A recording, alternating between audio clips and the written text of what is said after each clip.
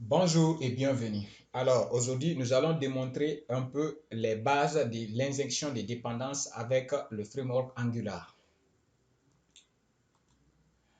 Pour cela, j'ai créé un projet Angular vide pour le moment et avec lequel j'ai lancé, et comme vous pouvez le voir ici. Maintenant, bien avant de commencer, on va d'abord définir, c'est-à-dire on va donner une idée générale sur ce qu'est l'injection des dépendances en programmation, c'est-à-dire dans le domaine du développement des logiciels en général. Alors, je dirais ici, tout d'abord, l'injection des dépendances est une façon ou est la manière d'utiliser d'autres codes sources externes à votre code sans avoir à vous soucier de l'implémentation interne du code que vous utilisez. Alors, pourquoi en Angular on utilise généralement beaucoup l'injection des dépendances? Parce que tout simplement Angular est un framework réputé pour développer des applications de très grandes envergures, c'est-à-dire des très grosses applications. Donc, lorsqu'on travaille avec des très grosses applications, il serait très mieux de décomposer votre application en des petits modules. D'où Angular est un framework modulaire, c'est-à-dire on travaille avec les modules. Je peux prendre l'exemple, par exemple, lorsqu'on travaille avec des sites, des plateformes, des universités, par exemple, d'un pays entier. Vous voyez? La gestion des universités peut être très complexe, c'est-à-dire il peut y avoir une partie dédiée aux administrateurs, une partie dédiée aux enseignants et une autre partie dédiée aux étudiants. D'où on va avoir des différents modules concernant à chaque métier.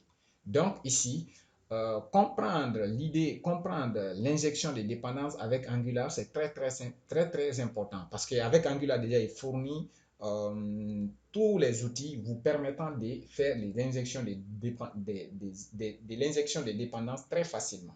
Mais en utilisant ces outils, parfois il peut arriver que vous utilisez sans comprendre le fonctionnement de l'injection des dépendances. D'où l'idée d'expliquer, d'aller des bases, c'est-à-dire on va configurer manuellement l'injection des dépendances avec les outils que nous avons à notre position.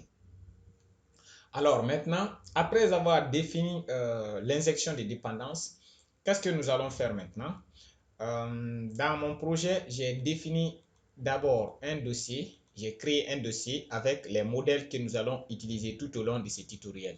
Donc, ici, on a un modèle catégorie qui est composé d'un ID, d'un nom, d'une description, des différents icônes. Ensuite, on a un modèle produit qui lui-même a un ID, une adresse, la taille, les couleurs, ainsi de suite, avec qui utilise catégorie et utilisateur. Ici, par exemple, on va utiliser ça comme le modèle user, puisque j'ai déjà défini un modèle user ici. Attends, il a mal fait l'importation. D'accord, je vais mettre l'import de user ici. Et ensuite, qu'est-ce que je fais maintenant? J'ai créé un dossier que j'ai appelé service. Pour le moment, le service est vide. Voyez? Mais avant de commencer l'illustration, on va l'illustrer à travers une API que nous sommes en train de développer pour la plateforme d'e-commerce, pour une plateforme d'e-commerce en Guinée, par exemple. En général, c'est l'API et c'est l'idée générale. C'est la documentation de l'API. Maintenant, nous allons nous intéresser uniquement aujourd'hui avec le endpoint produit qui nous permet de retourner une liste de produits. Comme vous pouvez le voir, cette méthode, cet endpoint nous permet de récupérer tous les produits. Vous voyez, il retourne un tableau de produits et un produit est composé des champs suivants et j'ai défini le même modèle dans mon dossier Angular ici. Vous voyez, module, produit, ainsi de suite. Vous voyez. Donc, après avoir préparé notre environnement maintenant, on va passer à la pratique. Qu'est-ce que je vais faire là maintenant? Je viens dans le dossier module qui est vide. Donc, je vais créer un service que j'appellerai ici produit-service.ts. Et qu'est-ce que je vais faire? Je vais faire export pour pouvoir utiliser ça, pour pouvoir injecter ces services dans d'autres modules. Donc, je mets export et ensuite classe. Je crée une classe que j'appellerai produit service. Et là, j'importe. Maintenant, avant de commencer, il faudrait importer d'abord module HTTP dans le module d'entrée de notre projet. Donc ici, je viens ici. Avant même de venir là, je vais faire l'import ici d'abord. Import HTTP client module. Et puis on l'importe. Je ne sais pas pourquoi il n'y a pas l'autocompilation, mais on l'importe depuis Angular command, oui, HTTP. Parfait. Et là, je vais utiliser le module là. Voilà. HTTP client module. Parfait. Mais à partir de ce moment, je peux maintenant injecter ces services dans mon projet maintenant. Pour cela, je vais définir une variable que j'appellerai ici HTTP. Et qui va être également de type HTTP client. Normalement, je dois pouvoir faire l'auto-import maintenant. Parfait. C'est bon.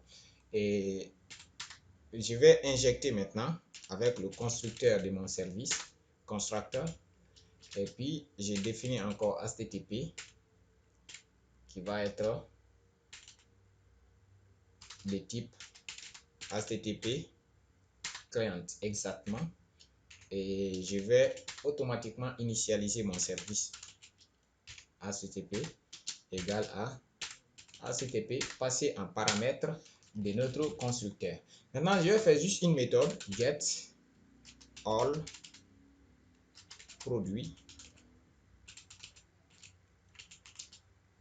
dont l'objectif ici va nous retourner un observable, un tableau d'observable des produits.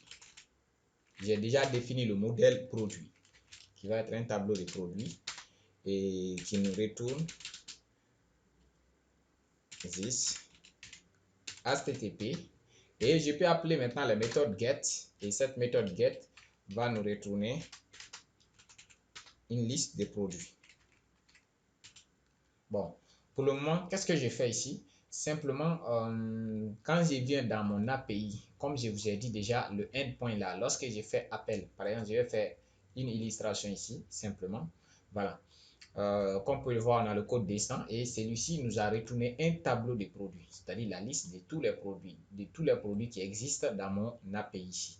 Donc, c'est cet appel, c'est cette méthode-là que je vais appeler avec l'URL là. Parfait. Là, je copie l'URL. Ce qui sera mieux, c'est de définir également dans notre dossier modèle l'URL ici. Donc, je crée un fichier que je vais appeler base url.ts. Et base url.ts, qu'est-ce que je vais faire? Export également const. Cette fois-ci, c'est une constante. Je vais l'appeler URL. Bon, je vais l'appeler base URL, c'est mieux. Puisque c'est une constante, je vais l'écrire tout en majuscule. Qui va être égal à mon là, endpoint là, simplement. Ici. Parfait. Maintenant que j'ai fait ça, je viens dans mon service. La méthode get nous permet de prendre simplement l'URL. Donc, pour cela, j'ai fait base URL que je viens de créer. Et automatiquement, VS Code va m'exporter la variable que je viens de créer. Et quand j'inspecte, comme vous pouvez le voir, j'ai l'URL maintenant de mon API. Et maintenant, l'URL de mon API est composé de quoi? Je dois ajouter juste le produit. Produit. Parfait. C'est lui qui va nous retourner le tableau des produits. Et à partir du moment que j'ai fait ça, c'est là maintenant que l'injection des dépendances en Angular va commencer. Donc, qu'est-ce que je peux faire maintenant? Je vais générer un component avec ng generate pour g, c pour du component, et que je vais appeler liste produit. Et on va attendre la génération de la liste des produits. Et ensuite, on va aller injecter notre service dans la liste des produits. Donc, comme vous pouvez le voir maintenant, c'est bon, liste des produits est là. Et je viens dans le TypeScript ici. Donc, qu'est-ce que je vais faire? En général, normalement, l'injection se passe comme ça. private et puis vous donnez le nom de votre service. Donc mon service s'appelle ici produit service qui est de type produit service. Automatiquement VS Code nous a importé. Donc qu'est-ce qui se passe? Je viens ici maintenant, je vais créer une liste de produits ici. Bon, je vais l'appeler simplement produit avec S pour dire liste de produits qui est de type produit. Voilà. Maintenant, Angular n'aime pas ça, il veut qu'on l'initialise. Donc, je vais l'initialiser à un tableau vide. Maintenant, qu'est-ce que je ferai là ici? This. Je fais appel à produit service. Et puis, je fais appel à la seule méthode que j'ai fait pour le moment qui va retourner un tableau de produits. Et je souscris à l'observable. Donc, je vais appeler ça prod. Et pour cela, je vais faire une accolade. Je vais initialiser mon tableau. Product va être égal à prod. Pour le moment, qu'est-ce que je fais? Je fais un console log.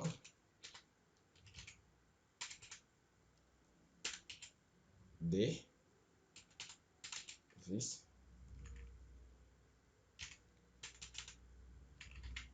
Product. Normalement, on vient de faire une première injection manuellement. Mais, qu'est-ce qui va se passer? Lorsque je viens maintenant dans mon application, ici à la racine, là, je vais enlever tout ce code-là. Pour le moment, je n'ai plus besoin.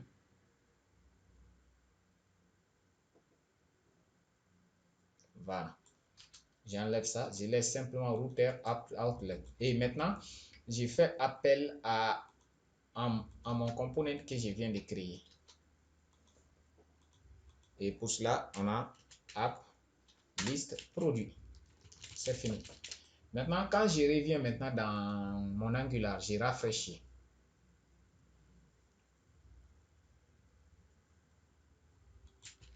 Parfois, quand on touche le app module, il faut, voilà, initialiser.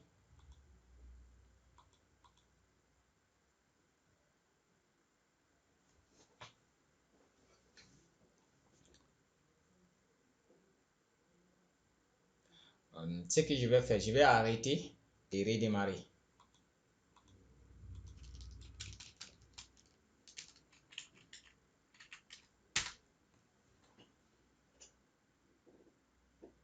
Bon, en attendant, je vais couper la vidéo jusqu'à ce que le redémarrage soit terminé. Alors, comme vous pouvez le voir maintenant, j'ai fini de redémarrer. Je vais revenir maintenant, rafraîchir.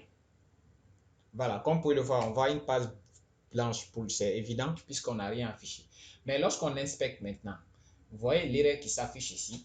Il nous dit ici error null injector, c'est-à-dire Angular ne sait pas comment faire, c'est-à-dire ne sait pas injecter le produit service pour le moment, puisque on n'a pas mis le décorateur injectable ou on veut faire notre injection manuelle maintenant. C'est là maintenant on va commencer à rentrer dans les explications de comment l'injection de dépendance fonctionne avec le framework Angular. Donc ici, ce que je vais faire maintenant, je vais définir une factory. Au fait, une factory, ce n'est rien d'autre qu'une fonction qui va retourner l'injectable de notre produit.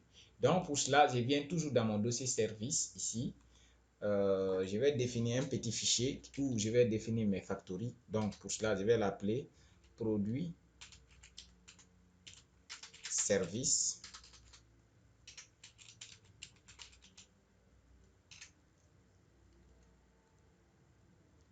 provider factory.ts. Et là, j'ai défini encore export const. Par exemple, je vais utiliser la syntaxe JS 2015, EMAScript 2015, pardon. Donc ici, j'aurai produit service provider factory. Qu'est-ce que lui va prendre? En paramètre, je vais le passer également HTTP. Je m'excuse.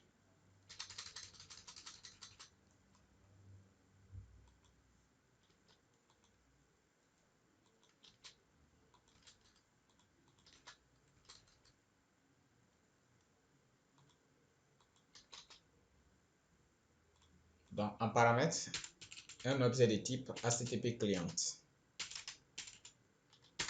Parfait. Et là, qu'est-ce qui se passe? Il va retourner maintenant le service provider que je viens, produit service que je viens d'implémenter. Et là, simplement, je retourne maintenant new produit service. Et comme le constructeur maintenant, on avait passé un HTTP, un objet HTTP, donc il suffit simplement de passer l'objet là. Donc, on pouvait utiliser une fonction simple, mais j'ai utilisé les fonctions fléchées, c'est beaucoup plus rapide et moins coûteux ici. Donc, après avoir fait ça, qu'est-ce que vous allez faire encore? On doit faire maintenant un token. Au fait, les tokens nous permettent c'est-à-dire d'identifier chaque service de manière unique. Parce que en Angular, chaque service est, est identifié de manière unique. C'est nous-mêmes. Donc, pour pouvoir identifier ça de manière unique, je vais définir encore une autre constante ici que je vais exporter également pour pouvoir l'utiliser autre qu'ici. Donc, j'aurai encore const. Et qu'est-ce que je vais faire maintenant? Je vais faire produit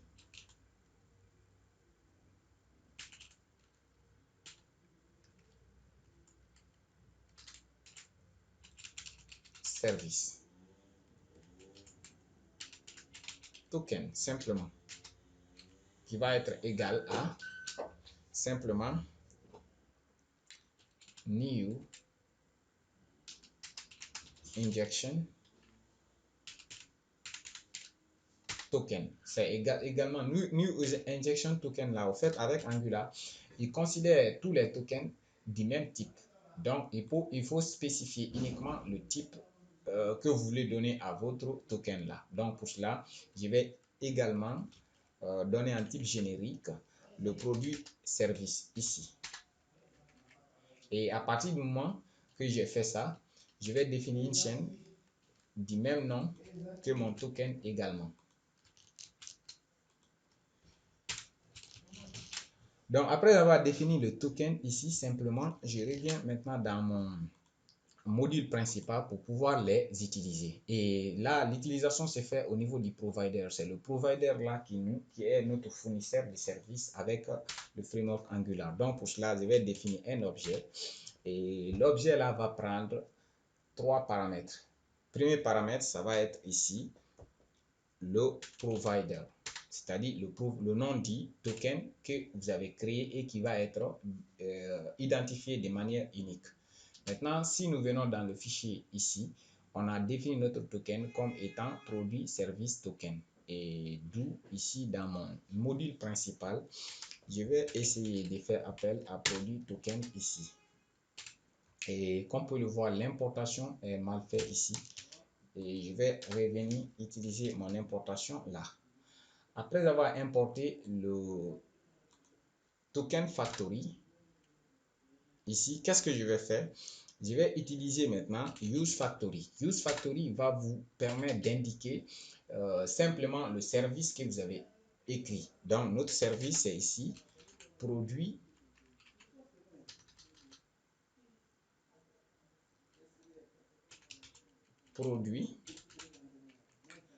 provider factory. Et produit provider factory, comme vous pouvez le constater, retourne simplement le type dont nous avons défini précédemment. C'est-à-dire, il va définir maintenant, il va nous retourner un service, un produit service. Et là, le troisième attribut de notre objet là, ça va être maintenant le depth. Et puis depth maintenant, c'est un tableau qui va vous permettre d'indiquer les différents services, c'est-à-dire les différentes dépendances que vous avez utilisées dans votre modèle. Et la seule dépendance qu'on a utilisée ici, c'est HTTP client. Donc, ici, une fois que nous avons fait ça, on a fini de faire une première configuration.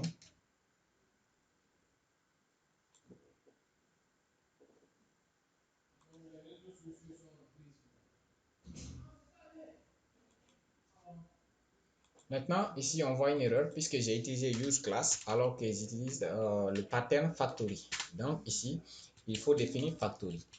Une fois que j'ai fini ça, qu'est-ce qui se passe ici? On a dit que provider lui permet d'indiquer le provider, c'est-à-dire le token injection que vous avez créé qui va permettre de créer un runtime, c'est-à-dire dans l'environnement global d'exécution de l'application, un objet unique qui va être associé à votre produit service. Et useFactory va nous permettre d'appeler la fonction qui va vous permettre de retourner le type produit. Et dep, on a dit qu'il nous permet d'indiquer un tableau. C'est un tableau qui va indiquer toutes les autres dépendances externes que vous avez utilisées dans votre propre service. Ici, comme dans notre cas, on a utilisé HTTP client comme dépendance externe. C'est d'où l'utilisation de cette indépendance, cette dépendance.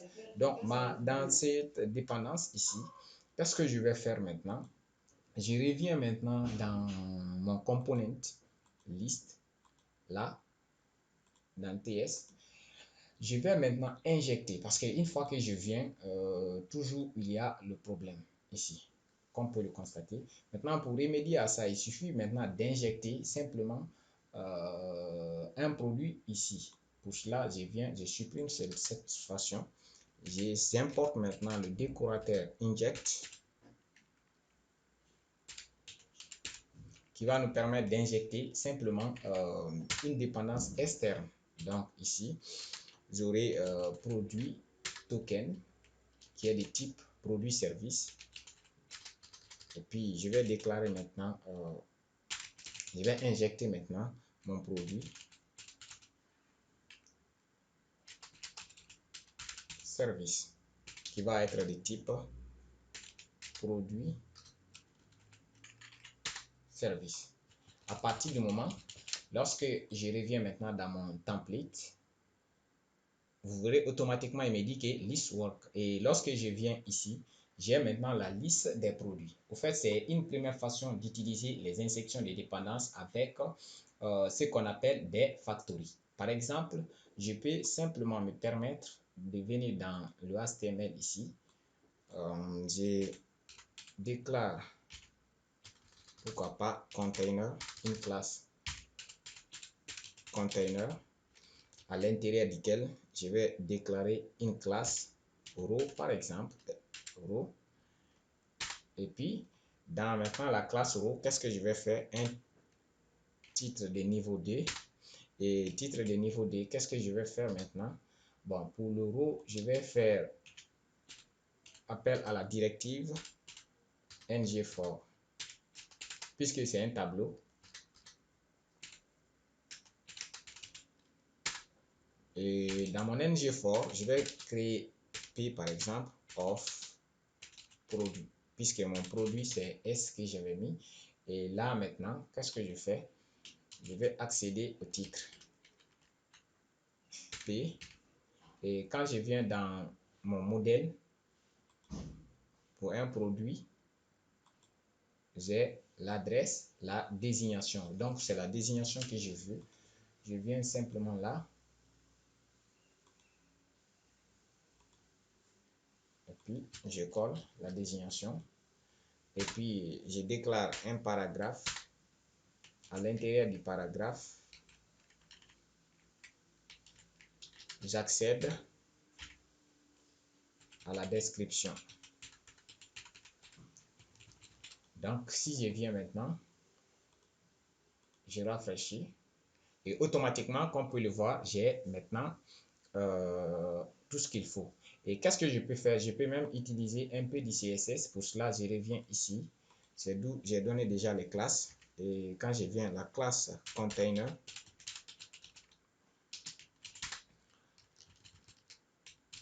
et puis je vais transformer ça avec, je vais utiliser les grids, la technologie grid, donc grid. Et puis avec l'intérieur, bon, je m'en fous. c'est pas grave. Je fais un grid template columns et columns, je vais déclarer 3 colonnes de 200 px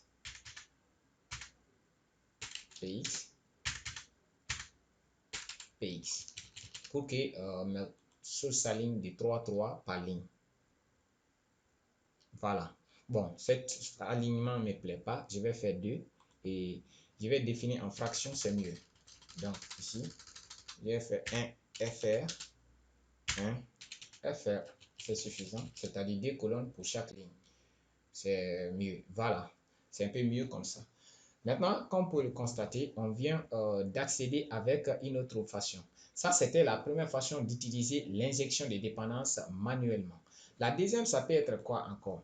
Au lieu d'utiliser des factories, on pouvait utiliser simplement le nom des classes, puisque les noms des classes peuvent être encore identifiés de manière unique. Au fait, en Angular, lorsqu'on vient dans App Module ici, les tokens factory, pardon, les injections de tokens là se passent pas seulement avec en utilisant un factory token. Non, on peut utiliser tous les noms qui peuvent être utilisés de manière unique. Par exemple, le nom de classe. Donc, par exemple, je vais essayer de donner produit service. Voilà. Il y a une erreur. Le nom des services introuvable. Oui.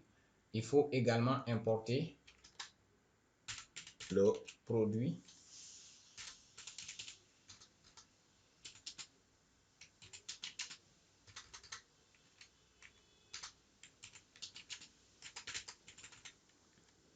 service. Parfait. À partir du moment que j'ai fait produit service maintenant, lorsque je reviens, toujours j'ai une erreur parce que tout simplement, j'ai au niveau des listes produits components TS ici. Voilà. Là. Voilà. Je ne dois plus utiliser ça, mais plutôt le nom que j'ai utilisé, c'est-à-dire produit avec P majuscule.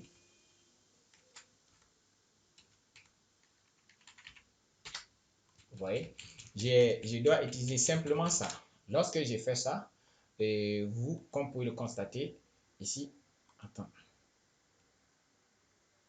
produit, service.